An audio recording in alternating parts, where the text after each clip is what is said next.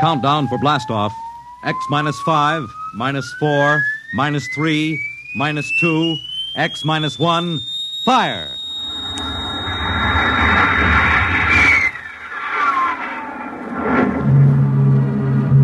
From the far horizons of the unknown come transcribed tales of new dimensions in time and space. These are stories of the future. Adventures in which you'll live in 1,000,000 could-be years on 1,000 maybe worlds. The National Broadcasting Company presents X minus 1.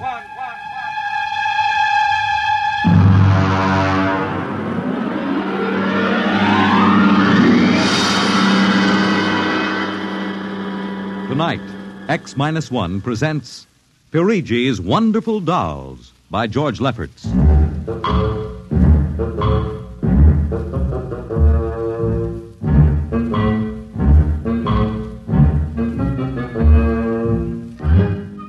The doll shop stood on a quiet Washington side street, not too far from the sprawling Pentagon building. A woman and child waited outside, the little girl peering eagerly through the window at the dolls inside, and the woman glancing impatiently at her wristwatch, as if expecting someone who was late for an appointment. There was nothing about the doll shop to warn them that they were waiting to keep an appointment with doom.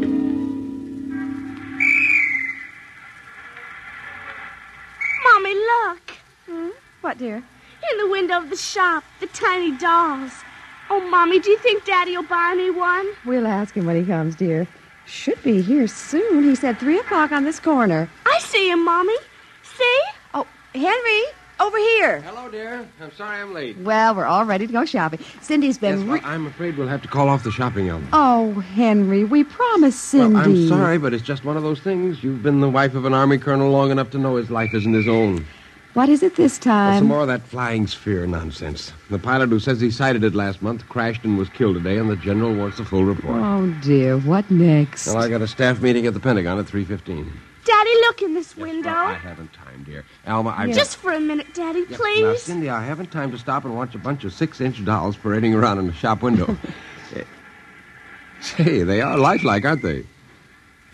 Look at that, Alma.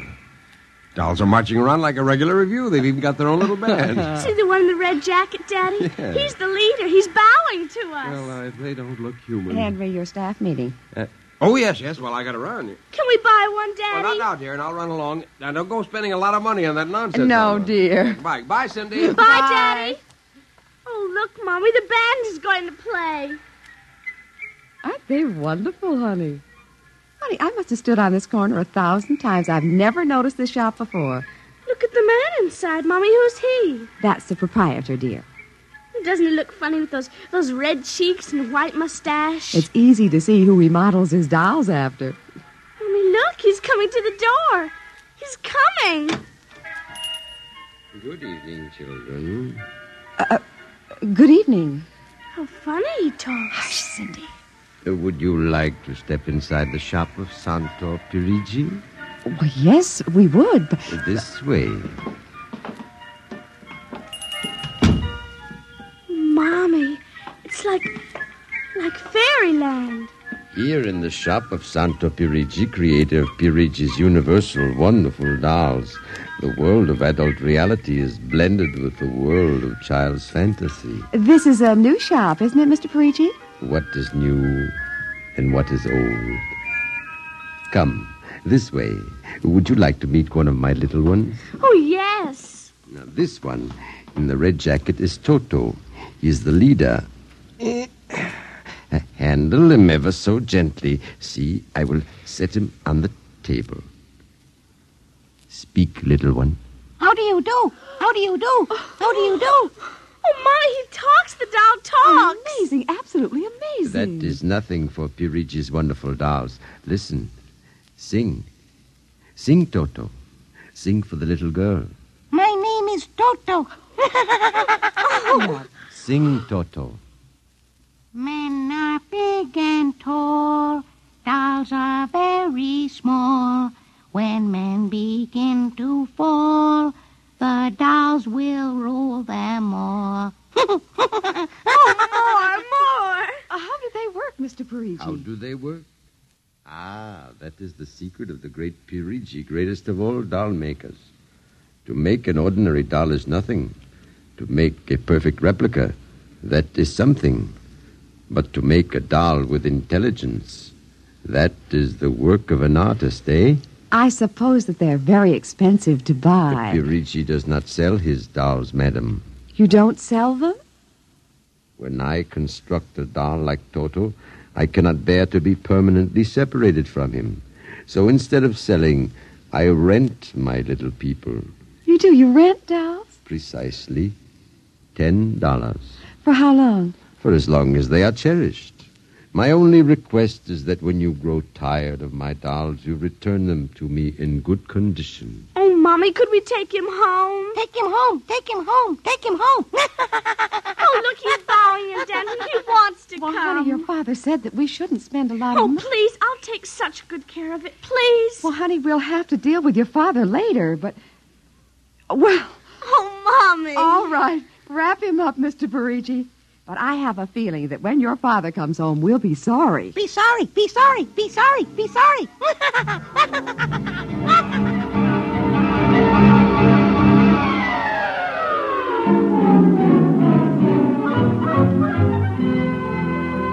Now, Toto, this is my room, and you're going to sleep right here next to my pillow. I wish you wouldn't laugh like that. I'm going to have to teach you some manners. And you be quiet because my daddy will be home soon. And he's a colonel in the Air Force staff. And he'll bust you to private if you don't behave. Come along now. I'm going to introduce you to my puppy dog, Mr. Blister, so be good. Here, Mr. Blister. Here, Blister. Come on. Mr. Blister, this is Toto. Dear, I don't think Mr. Blister likes you, Toto. Come over here and shake hands with Toto, Mr. Blister. Come on now. Mr. Blister! Let him go! Let him go! Let go! Kill him! Cindy! Mr. Blister, come over here. Come over here. Cindy, what happened? Mr. Blister tried to bite my doll. Look at how frightened he is. Oh, honey, dolls don't get frightened. But he was frightened, Mommy. He screamed. You imagined it, dear. It's only a doll. He did. Well, Mr. Blister didn't mean it. Now, you know he's the gentlest little pup alive. He is, and he's nasty, and I hate him. Oh, now see, you've hurt his feelings. I don't care. He tried to bite my new doll, and I don't ever want to see him again, ever. Oh, dear. All right, Mr. Blister, you come downstairs with me. Cindy's angry with you I'll tonight. kill him. Cindy, where did you learn a thing like that? Toto said it. Honey, you've had a very exciting day. Now, brush your teeth now and go to bed. Daddy's coming home late, so he'll see you in the morning. Good night, dear. Sleep well. Hate him. Hate him. Hate him. Hate him. Hate him.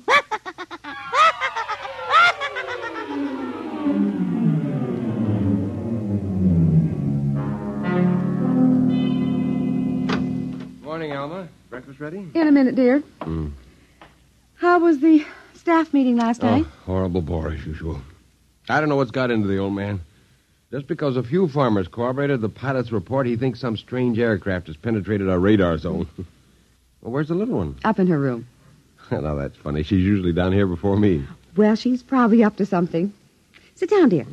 Say, remind me to take some papers back to the War Department, will you? I left them in my strong box. You haven't been bringing your reports home, have you? Well, it's safe enough. Well, you told me it was against regulations to bring secret papers home. Well, I had to finish some work for the old man, and nobody will ever know the difference.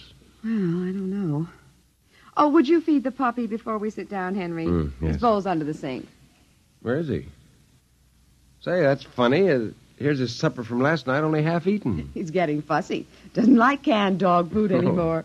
Here, Blister. Here, Blister, Blister, Blister. I wonder where the dickens is that mutt? Maybe he's on the back porch. Here, Blister. Hey, Alma. What is it, dear? Alma, look. Henry, is he... He's dead.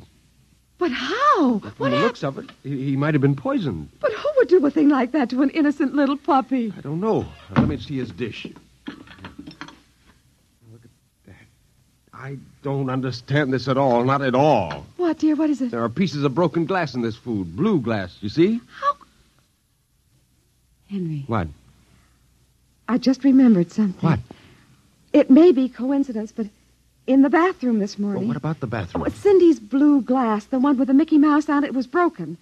I found pieces in the wastebasket. I meant to ask her about it. Alma, for heaven's sake, you aren't suggesting that our little girl... Well, she loved Blister more than anyone. Not last night, she didn't. Why not? He went after Toto. Now, who is Toto? That's her new doll. Her what? Honey, I was meaning to tell you. Well, you bought her one of those dolls, I just rented it. Well, rented it. Now, look here, Alma. You know we haven't got the kind of money to throw away. Well, she had her heart set on it, dear. I used my dividend. All right. But what happened with Blister? Well, he went for the doll, and Cindy said she hated him. Oh, well, a child... She said she'd kill him. Where'd she get a thought like that? I don't know. Has she been watching those chillers on television? I don't know. Well, it's too ridiculous. Good heavens, a 9-year-old child putting ground glass in dog food. She'd have to be a monster. Mommy! She's coming. Well, don't say anything. I'll talk to her. Morning, dear. Morning, Mommy. Morning, Daddy. What's the matter? Sit down, dear. Yes, sir. Oh, your mother tells me you broke your blue drinking glass. Oh, no, I didn't break it. Cindy. I didn't. Well, now, somebody broke it. It wasn't your mother, and it wasn't me. And it must have been Toto. Cynthia. Cindy, you know Toto is only a doll. Now, a doll couldn't have broken your glass, could he? Well? I guess not. So we can't very well blame it on a doll, then, can we? But he must have done it, Daddy. Cindy, you know how Daddy feels about little girls who tell fibs. Now, did you break your glass and maybe accidentally get some pieces into Mr. Blister's dish to sort of punish him for biting your doll? No, Daddy. Well, I'd hate to think you'd done something you knew was wrong and you were blaming it on a doll. Is something wrong with Mr. Blister? Is he sick? Worse than that. Henry. The child has to face reality, Alma. What's the matter with Mr. Blister? He's dead, Cindy. Oh, no. We can't be dead. He isn't dead, Daddy. No, he isn't. He isn't. Mommy. Honey, he is dead, Cindy. But he'll come back. He has to come back. No, darling, he won't come back. Ever? Not ever. Yes. Now that we've told you, Cindy, do you want to change your mind about the glass? Henry, leave her alone, please. You think I killed him? Now look what you've done. The child feels guilty enough, My Henry. dear, this is no time for feelings to interfere. You go up to her room, honey. Daddy and I'll be up in a minute. I don't want to. Please, Cindy. Now, we'll be right up, please. There. That's a good girl. Close the kitchen door behind you.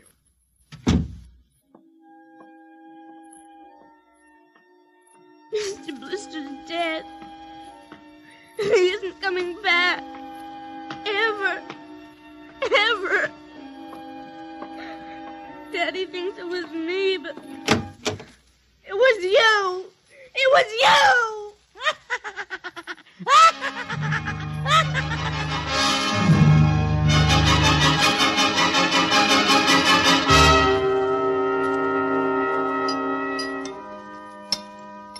Eat your supper, dear. I'm not hungry. You scarcely touched your lunch. I don't feel like eating. Is it Mr. Blister? Now, answer your mother. She'll work it out her own way, Henry. Well, I don't know, Elma. When I was a boy, there was such a thing as discipline. Now, the way this child is being brought up... Henry! Well, it's true. There's no respect, lying, and... Oh, there, honey. Now, your father's upset. He doesn't mean Well, it. what's happened to us? We were a nice, peaceful, happy family until you bought that cursed doll. Now who's blaming things on the doll? Well, it's true. Oh, now I've spilled my coffee. I'll get you another cup. Never mind. I'm late now. I better be going. Oh, you wanted to get some papers from the strongbox. Oh, yes. Cindy, please, try to eat something. Yes, ma'am. Alma! Alma! What is it? Alma! It's gone. What's gone? The box, the strong box, is gone. It can't be. The door to your study's always locked. You and I have the only keys. I know all that, and I tell you it isn't there. Well, who would go... I don't know. Alma, those confidential reports, if they ever got into the wrong I hands... warned you about keeping them there. What if it ever came out in the open? Can't you see the papers? Call the police, Henry. And throw my Army career in a wastebasket after 17 years? No. We've got to find it ourselves. Well, it was there when I went in to clean this morning. What about your key? It's right here. I always keep it with me. It's funny. Oh, no. My other keys are on the ring. Oh, you've lost it. I don't see how. Alma, how could you do Oh, it? Henry, please. We'll search the house. I can't think of anything else to do. Well, you'll miss the staff meeting. Meeting? My whole career goes up in smoke if we don't find those reports. Somebody got hold of your key and opened that room and... I know. Cindy. You leave the child alone. She's been through enough. You know she wouldn't do a thing like that. I don't know anything anymore. I don't even know my own child. I don't even know you. All I know is that strongbox is gone and it contains papers that are dynamite if the wrong person gets them. The question being who?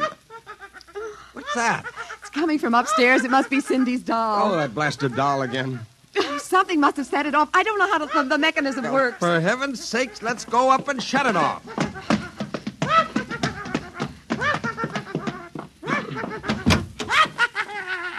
Toto! Toto! Toto! Kill him! Kill him! Kill him! How do you do? How do you do? Stop it! Blasted little imp. Henry. Ever since you... Henry. What? Look. Where? What? Around the doll's neck. The key. The key to your study. You see, Alma, it was Cindy after all. I don't believe it. Well, good heavens, do you have to have it spelled out for you? Here's our doll with a key around its neck. She wouldn't, Henry. You know she wouldn't. Oh, ever since you got this fool doll, she's been acting half insane. At first the dog, and now this. I think she hates us, Alma. Henry, Cindy is my child. I know her. I know she's a good, sensitive person with no malice in her. You're simply refusing to face the facts, my dear. What are you going to do? I'm going downstairs and have a talk with that young lady.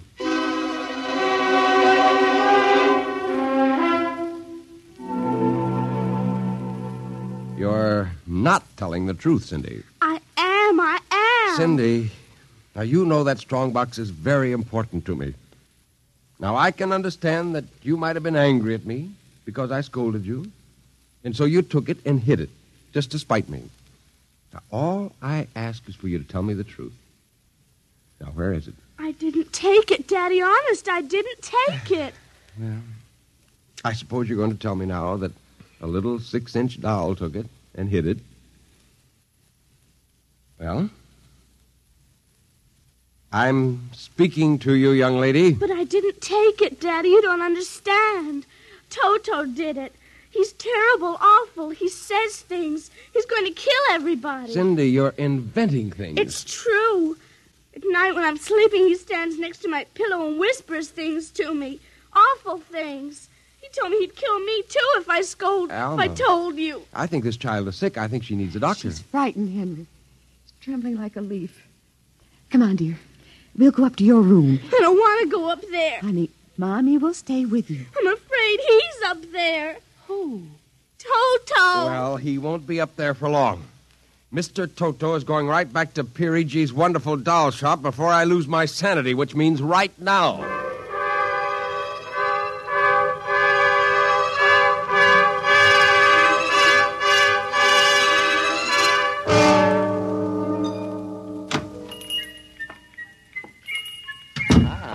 Colonel Grayson, welcome to the home of Pyrigi's wonderful doll. Are you Pyrigi? Santor Pyrigi, creator of the universal doll, the doll with a mind, the doll which... I'm returning one of your masterpieces. Oh, if you will step into the rear of my shop. Now the complaint. No complaint. Here's your doll. Good riddance. My little Toto. Rejected. You found the world of men too filled with hate. Hate, hate, hate, hate. We will change all that later on. Return to your comrades in the window, little one.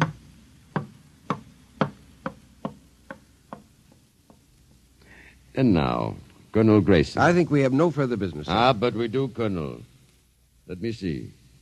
Ah, yes, here it is. Do you recognize this strong box, Colonel? My strong box. Well, where? My little Toto is very clever, sir. Are you trying to tell me your doll stole that from me? Let us not say stole. I am merely keeping it in custody. What's the game, Pyrigi? The game, as you call it, is blackmail. You give me what I want, and I do not ruin your career. What do you want? Information. We already know something from the reports of the War Department concerning a certain strange-looking sphere reported by one of your pilots. What government do you represent? I represent Pyrigi's wonderful dolls, none other. I am not so naive, sir. Perhaps I should explain. Each man hides something from the world. Each man loves something more than life. With the help of my wonderful dolls, I obtain personal information which enables me to control the men who control the world. You're a madman. A genius. You would be surprised at the list of men who have become the confidants for my dolls. Do you think you can blackmail me into betraying my country? If the price is right. And in this case, sir, the price is your career and the lives of your wife and child. Why are you so interested in the flying sphere? Let us say for reasons of my own. Well, Colonel? Hand over the strongbox. I warn you, I have a gun. Give it to me. You are being foolish. Put down that walking stick. Now. No closer. Now.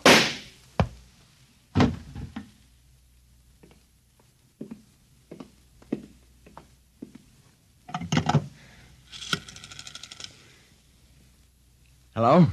Give me the police. Hello? Yes, this is Colonel Henry Grayson. I've just killed a man. Yes, Perigi's doll shop, corner of 4th and Lexington. The body is in the back room. Yes, I'll wait for you. Shut up. Shut up, you little fiend. Colonel Grayson. Did I hear it speak? Colonel Henry Grayson.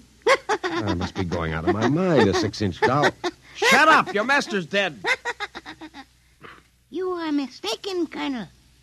I, Toto, am the master. What do you mean? If you will examine the body of Santor Perigi, you will see that he does not bleed. And he does not bleed, Colonel, because Santor Perigi never lived. Never lived? Santor Perigi is a doll. A doll? But that's impossible. He's a man. He talks. He walks. The people of Meretrix are skillful doll builders. People of Meretrix, doll, but... Look, who are you? I am Xanthus Imperator, commander of the legions of the 3rd planetoid, Meretrix. Legions? Planetoid? My people and I, whom you regard as dolls, come from a tiny planet beyond the moon, so small that it cannot support our population. We landed one of our space spheres on Earth 3 months ago with the intention of colonizing. Unfortunately, one of your pilots intercepted us. So that's why you wanted our information. Precisely. Are you human? Oh, quite human. Of course, in order to deal with Earth people without suspicion, we were forced to construct Perigi, a man-sized doll. Well, I can't believe this. I'm having hallucinations. I'm going to get out of here. Oh, that would be impossible. We have weapons of destruction quite unknown to Earth people. Well, I phoned the police, and they'll be here soon. By the time they arrive, my people will have prepared something quite shocking.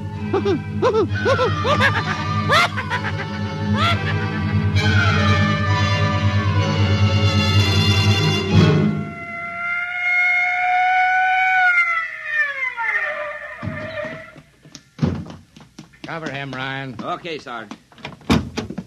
You the guy who turned in the call? Yes. Where's the body? Well, it isn't exactly a body. What do you mean? It's a doll.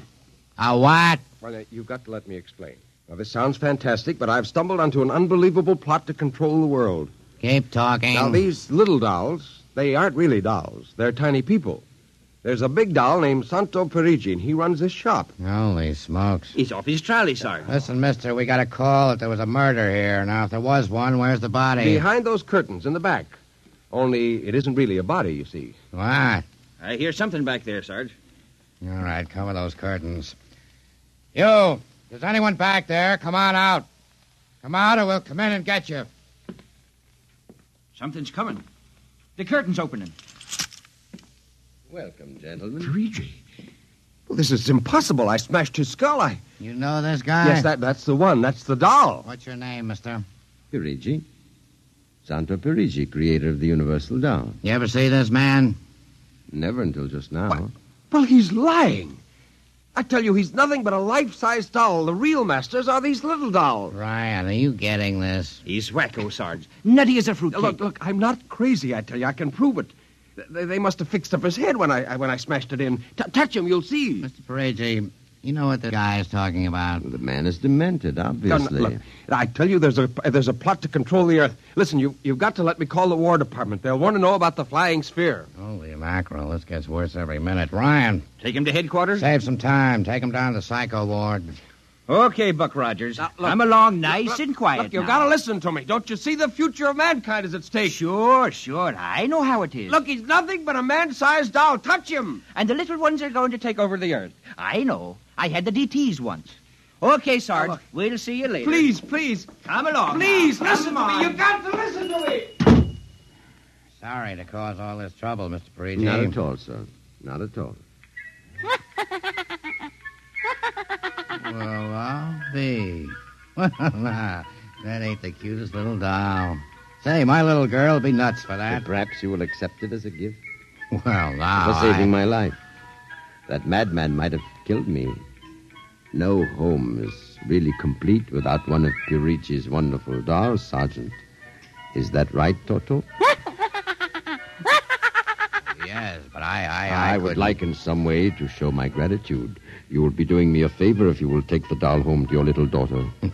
Say, this ought to make her the happiest girl in the world. Yes, Toto will come as a great surprise. A very great surprise. Won't it, Toto?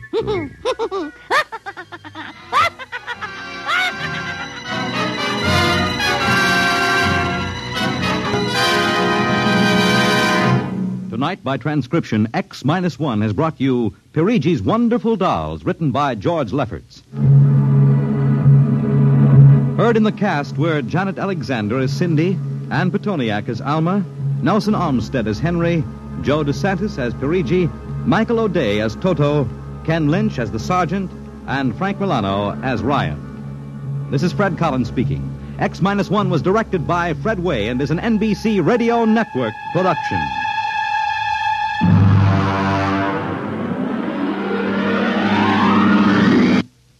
Tonight's story concludes the present series of stories of the world of the future. If you'd like to hear X-1 return to the air at some later date, please drop us a postcard or letter addressed to X-1, care of the National Broadcasting Company, RCA Building, New York.